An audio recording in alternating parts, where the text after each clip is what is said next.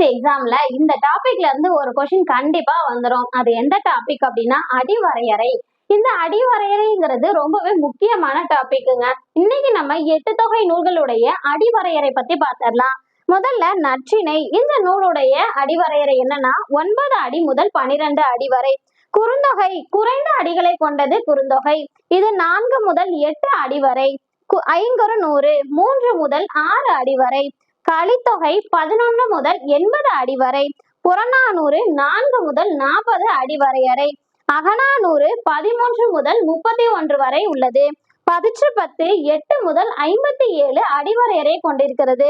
பரிபாடல் 25 முதல் 400 அடிவரையறையை கொண்டிருக்கு.